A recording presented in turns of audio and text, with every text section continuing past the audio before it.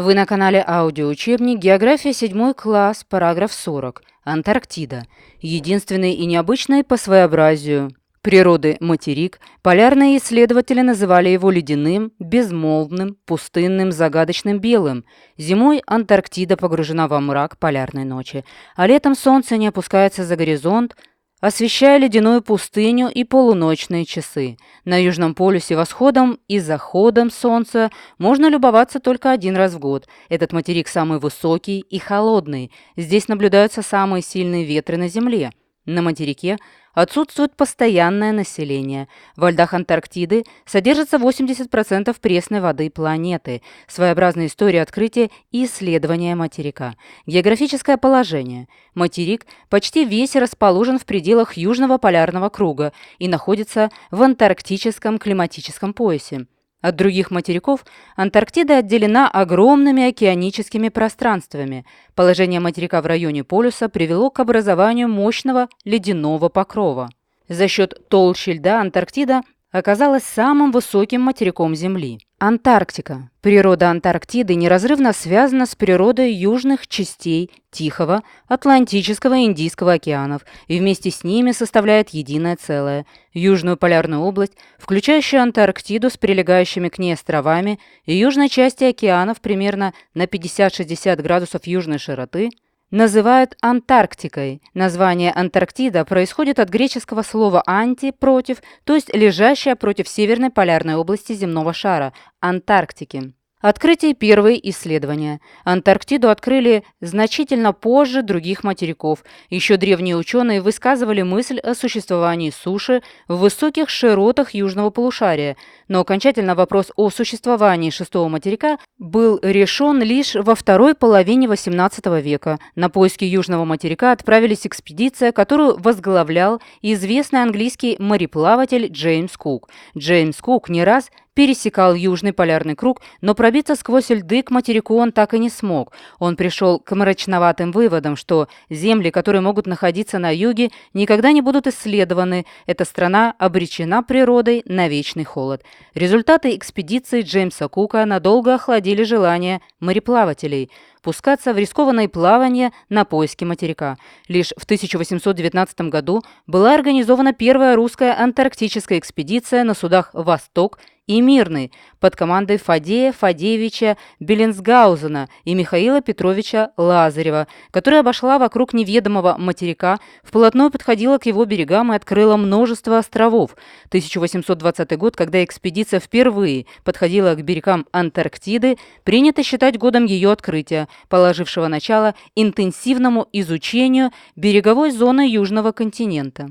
14 декабря 1911 года норвежцем Руалем Амундсеном, а месяцем позже, 18 января 1912 года, англичанином Робертом Скоттом был достигнут Южный полюс. Это было величайшее географическое открытие. Ученые получили первые сведения о внутренних районах материка, но достались они дорогой ценой. Группа Роберта Скотта погибла на обратном пути, не дойдя всего несколько километров до базы, где были продукты и топливо. В ноябре 1912 года спасательный отряд нашел палатку, а в ней замерзшие тела. Современные исследования Антарктиды. В первой половине XX века США, Великобритания, Австралия, Норвегия и другие государства организовали специальные экспедиции по изучению Антарктиды.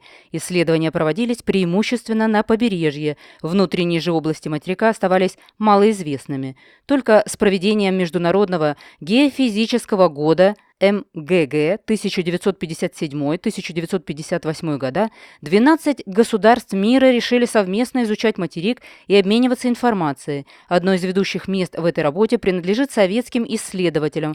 Наши исследователи смело продвигались вглубь континента. В трудных климатических условиях за короткий срок они построили несколько научных станций – Мирный, Пионерская, Восток и другие. Не только на побережьях, но и во внутренних труднодоступных частях Антарктиды полюс недоступности. Основная и самая крупная в данное время станция «Молодежная». Здесь находится аэрометеорологический центр Антарктики. Антарктида не принадлежит ни одному государству, на материке нет постоянного населения. Из-за суровых природных условий исследователи обычно работают не больше 1 года. По международному соглашению на ее территории запрещается проведение любых испытаний оружия и ядерных взрывов. Антарктиду называют континентом науки и мира. Охрана природы Антарктиды закреплена законом. Ледниковый покров. Ученые установили, что в основе большей части материка в ее восточной половине лежит антарктическая платформа. Почти весь материк покрыт ледниковым щитом, средняя толщина которого около 2000 метров, а в восточной части максимальная толщина достигает 4500 метров. Средняя высота материка, учитывая ледниковый покров, составляет 2040 метров. Это почти в 3 раза выше средней высоты других материков. В ледяном покрове Антарктиды содержится около 80% всех пресных вод Земли. Подледный рельеф.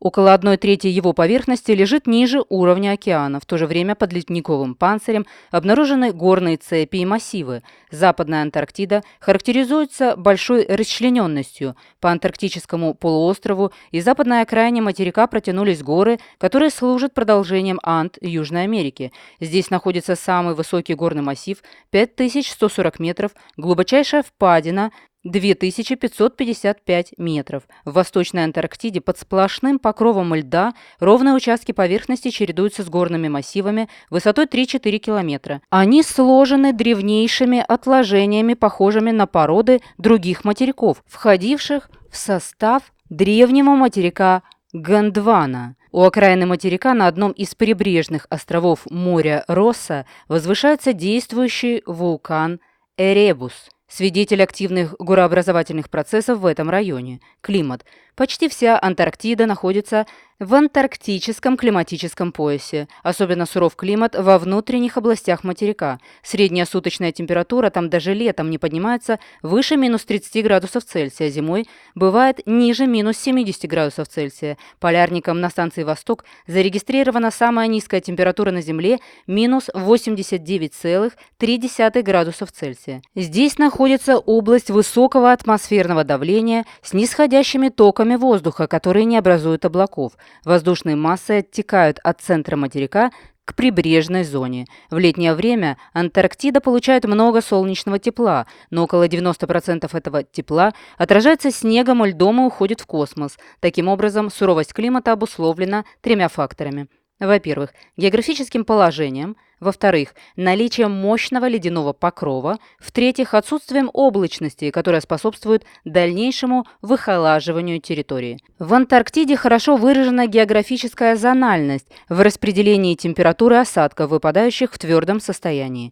Вследствие большой разницы температур и атмосферного давления над внутренними областями Антарктиды и над омывающими океанами в прибрежной полосе дуют постоянные ветры с материка. К берегу они усиливаются и порой достигают ураганной силы. Эти ветры сдувают с материка в океан огромное количество снега, поэтому здесь требуются особые жилые постройки на высоких сваях и прикрепленные к грунтам металлическими тросами. Зимой моря покрываются сплошным льдом. Летом кромка сплошного льда отступает почти до самого берега. Сползающий в воду материковый лед обламывается и образует огромные айсберги. Течение выносит их далеко в океан. Органический мир. Большая часть Антарктиды лишена растительного и животного мира. Здесь находится антарктическая пустыня. Современные организмы Антарктиды представлены мхами, лишайниками, микроскопическими грибами и водорослями. Жизнь присутствует почти повсюду. Даже в районе полюса холода в снегу. Обнаружены бактерии, особенно богаты жизнью оазисы. Что это такое? Вблизи побережья материка полярники обнаружили необычные участки с озерами, совершенно свободные ото льда, а летом и от снега, окруженные ледником. Такие участки получили название антарктических оазисов. Летом скалы, свободные от снега и льда, поглощают до 85% солнечного тепла, нагреваются сами до плюс 20-30 градусов Цельсия, нагревают окружающий воздух. Оазисы Антарктиды можно рассматривать как очаги тепла и жизни в ледяной пустыне. Животный мир связан с омывающими материк океанами. Воды Антарктики богаты планктоном, который является источником питания для китов, тюленей, рыб и птиц.